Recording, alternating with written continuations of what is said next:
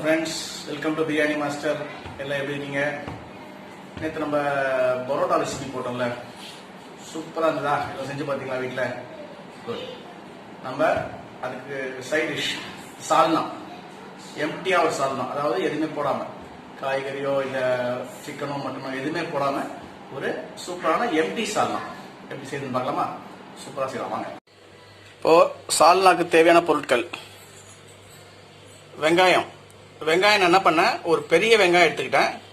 அதில் பாதி இது மாதிரி சின்ன சின்னதாக நல்லா சாப் பண்ணி வச்சுருக்கேன் வெங்காயம். அப்புறம் அரைக்கிறதுக்கு என்னென்னா வதக்கிட்டு அரைக்கணும், அதாவது வானலில் வதக்கிட்டு அரைக்கணும். இன்னொரு பாதி வெங்காயத்தை இதுமாரி கொஞ்சம் பெரிய பெரிய பீஸாக நறுக்கிட்டேன். தக்காளி, ஒரு சின்னதாக ஒரு தக்காளி, பச்சை மிளகா ஒரு 3, இஞ்சி பூண்டு ஒரு ஒரு ஸ்மால் இஞ்சி, அப்புறம் ஒரு 4 5 பல்லு பூண்டு, அப்புறம் தேங்காய் ஒரு 2 பீஸ் தேங்காய் வெட்டி இதுமாரி நல்லா திருவி வச்சிருக்கேன். இப்போ நம்ம என்ன பண்ணணும்னா, இந்த மசாலா எல்லாமே, இப்போ நான் இந்த காமிச்ச மசாலா எல்லாமே, அப்புறம் இது பட்டை, லவங்கம், பிரிஞ்சி இலை, சீரகம், சோம்பு, மிளகு. ஸோ இதுவும் நம்ம இந்த மசாலா கூட வதக்கி அரைக்க போகிறோம். ஸோ இப்போ எப்படி செய்யறதுன்னு உங்களுக்கு காட்டுறேன். ஸோ இப்போ நம்ம அந்த கிரேவிக்கு தேவையான பேஸ்ட் எப்படி ரெடி பண்ணுறோம்னு நான் சொல்கிறேன் பாரு. ஃபர்ஸ்ட்டு இதுமாரி ஒரு அடுப்பில் ஃப்ரை பேன் வச்சுக்கோங்க. வச்சுக்கிட்டு ஒரு 4 டீஸ்பூன் எண்ணெய்,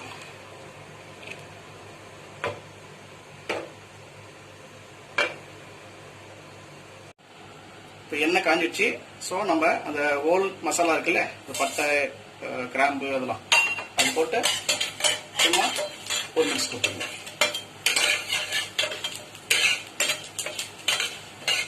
ஒரு 2 to 3 செகண்ட்ஸ் வதங்கினா போதும்.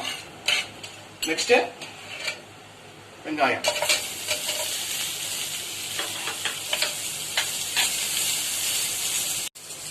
நெக்ஸ்ட் தக்காளி. வெங்காயம் லைட்டாக ஒரு கொஞ்ச நேரம், ரொம்பலாம் வதக்கணும் வச்சுக்கிறீங்க, ஏன்னா அரைச்சி இது அரைக்க தான் போகிறோம்.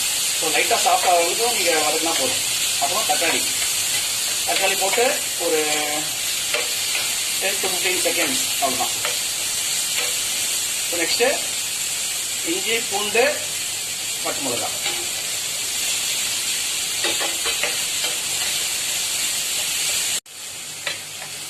ஸோ இஞ்சி பூண்டு பச்சை மிளகாய் வதங்கணும்னு நம்ம துருவி வச்ச தேங்காய்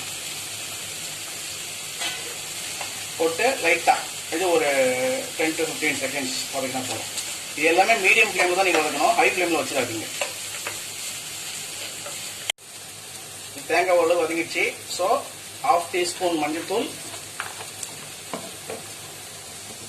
அப்புறம் நம்ம அந்த கிரேவிக்கு தேவையான மிளகாத்தூள் இதிலே போட்டுடலாம். Around 2 to 3 teaspoon.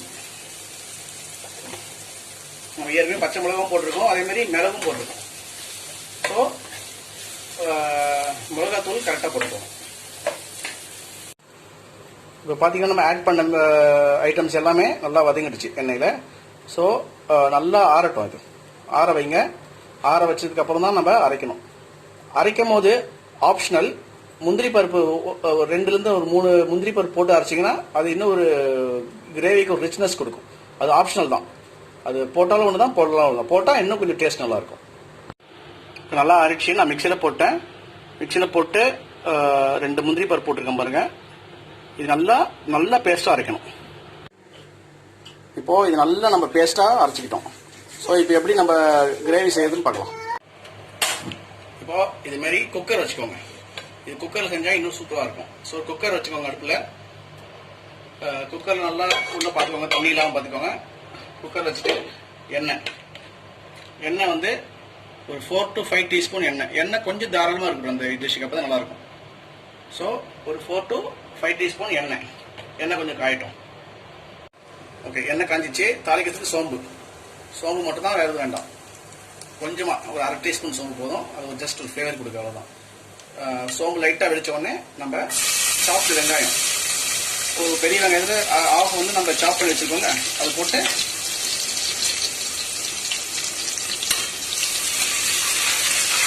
வெங்காயம் எண்ணெயில் வதக்குங்க. ஒரு 2 to 3 மினிட்ஸ் நல்லா வதக்கிக்கோங்க. வெங்காயம் நல்லா வதங்கிடுச்சு. ஒரு 3-4 நிமிஷம் நம்ம அந்த அரைச்சி வச்ச அந்த பேஸ்ட் போட்டுட்டு ஒரு 2 to 3 மினிட்ஸ் நல்லா வதக்கலாம்.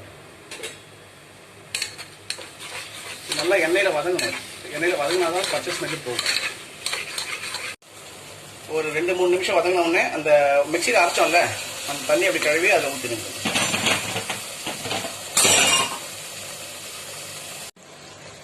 ஸோ மசாலாவுக்கு தேவையான உப்பு, இந்த கிரேவிக்கு தேவையான உப்பு போட்டுக்கோங்க. ஒரு 2 டீஸ்பூன் போதும். 2லேருந்து 3 உங்கள் டேஸ்ட்டுக்கு ஏற்ற மாதிரி. மூடி லைட்டாக மூடி வச்சுருங்க. அப்படியே இருக்கட்டும். ஸ்லோ ஃப்ளேமில் ஒரு 10 மினிட்ஸ் இதை அப்படியே குக் ஆகணும். அந்த மசாலா நல்லா வதங்கி இந்த பச்சை ஸ்மெல் எல்லாம் போனதுக்கப்புறம் நம்ம தண்ணி ஊற்றணும். அதில் மசாலா நல்லா 5 மினிட்ஸ் நல்லா வதங்கிடுச்சு. இப்போ நம்ம கிரேவிக்கு தேவையான தண்ணி ஊற்றிக்கலாம்.